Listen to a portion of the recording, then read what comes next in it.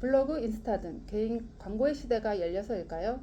대형 플랫폼 등에 올라타고 가는 것도 좋지만 감당할 수 있는 광고비는 늘 제한적입니다. 그래서인지 예전보다 직접 고객 감정을 흔드는 글쓰기에 대한 관심이 많아진 것 같아요. 마케팅이나 홍보용 글쓰기 가이드라인 또는 변하지 않는 글쓰기에 대한 본질과 방법론을 궁금해하시는 분들도 많습니다. 이미 많은 분들이 유료 강의 듣는 것도 봤고요. 저도 그중 한 사람인데요. 안녕하세요. 글쓰는 잡화점의 도저입니다. 2024년 1월 1일 저는 자청의 초사고 글쓰기를 결제하고 수강했어요. 수강료와 전자책 가격은 완전히 제 예상을 빗나간 금액이었습니다. 그리고 시작한 한 강의당 한 개의 글쓰기 과제가 있었습니다. 저에게 글쓰기란 어릴 적에 방학 숙제로 썼던 일기가 전부였습니다. 그것도 미루다가 마지막 날 몰아서 쓰기 때문에 방학 기간 동안 있었던 내용은 어느 하루의 일과와 동일했습니다.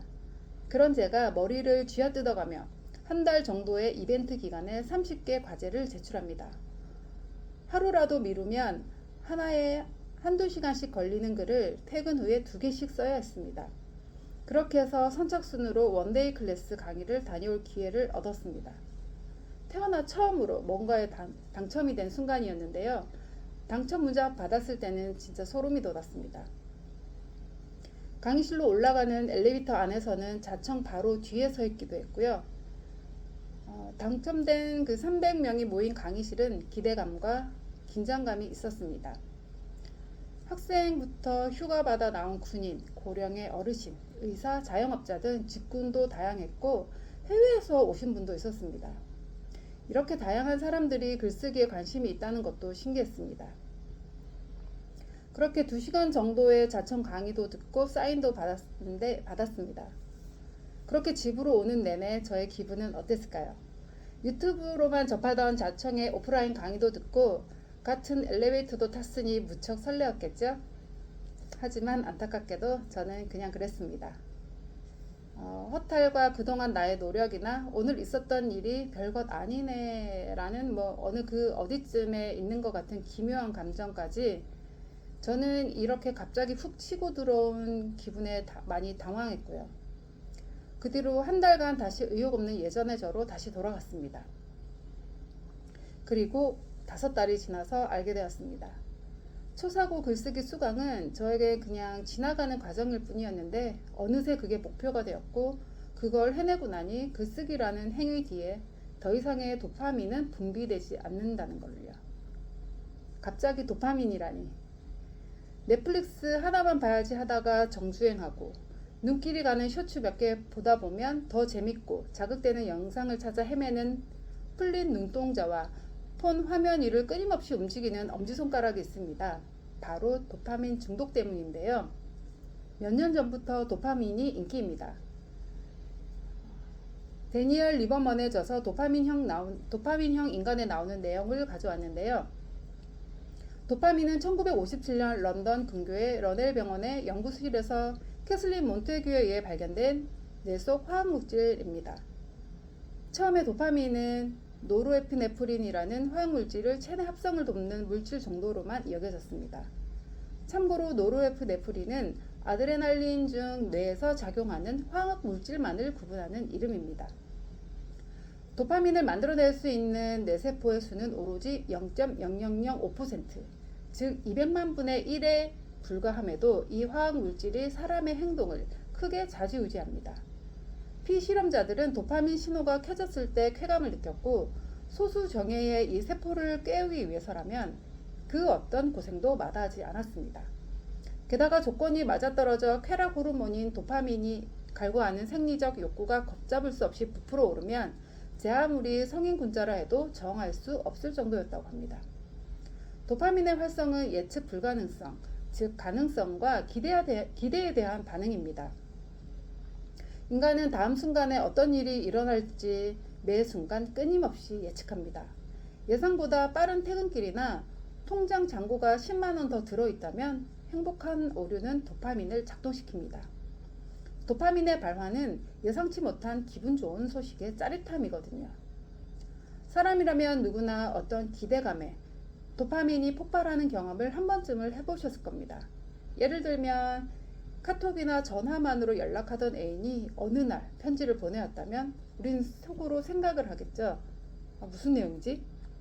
또는 억지로 끌려나간 소개팅에서 만난 상대가 굉장히 매력적이라면 이 사람과 어디까지 가게 될까 속으로 상상의 나래를 펼 겁니다. 그리고 오랫동안 연락이 뜸했던 친구가 이메일을 보내왔다면 갑자기 무슨 일이지? 결혼이라도 하나? 이런 식으로 혼자 생각을 하고 상상을 하게 됩니다.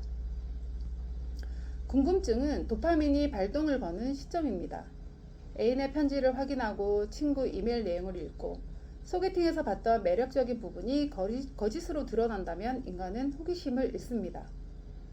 새로 생긴 동네 빵집에 갓 구운 듯한 버터빵 냄새가 너무 좋아 들어가게 되고 신제품이 출시되기도 전에 사전 예약을 합니다. 실상 빵 맛을 보고 신제품의 기능을 접하고 난 이유는 예전과 별 다를 것도 없네 라고 해도 시작은 기대감이 주는 도파민의 쾌락을 느꼈고 변한 것은 나의 기대감일 뿐입니다. 자청의 초사고 글쓰기 강의를 듣기 위해 모인 사람들 대부분은 이런 기대감을 주는 글쓰기를 배우고자 모였을 겁니다. 이제 우리는 사람들에게 기대감을 주는 글을 써야 합니다. 작가도 아닌데 어떻게 그런 글을 쓸 수 있겠나? 이렇게 말하고 있는 너는 그런 글을 쓸 수 있어서 이런 말을 하나? 네, 저도 그런 글은 쓰지 못합니다. 하지만 언젠가 그런 글을 쓰기 위해 지금 노력하는 중입니다.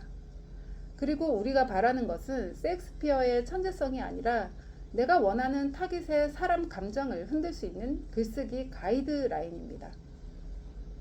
팔리는 스토리텔링에 변하지 않는 본질은 분명히 있습니다. 사람들이 내 얘기는 관심 없지만 잘 짜여진 스토리에는 본능적으로 반응합니다. 생각하기도 전에 도파민이 먼저 시동걸 준비를 하고 있으니까요. 현재 SNS나 유튜브 그 이후에 생각지도 못한 플랫폼이 나올 수 있습니다. 태블릿이나 스마트폰에 AI를 탑재해서 신박한 기기가 나와도 변하지 않는 중요한 것이 있습니다. 바로 스토리텔링의 기본 법칙인데요. 전동 드릴에 대한 유명한 사례가 하나 있잖아요. 제품의 다양한 기능들을 다 제쳐주고 여기에서 이렇게 말합니다. 우리는 전동 드릴을 판매하는 것이 아니라 당신의 사랑하는 자녀 방에 예쁜 액자를 걸 수 있도록 도와드립니다. 예쁜 액자를 걸기 위해 나사못을 고정하고 있는 아빠의 멋진 모습을 자녀에게 보여주세요. 우리는 이야기를 만들어서 그 속에 제품이나 아이디어를 담아 전할 수 있는 몇 가지 치트키가 있으면 됩니다. 다음 이야기는 토요일 날 영상에서 다시 만나요. 감사합니다.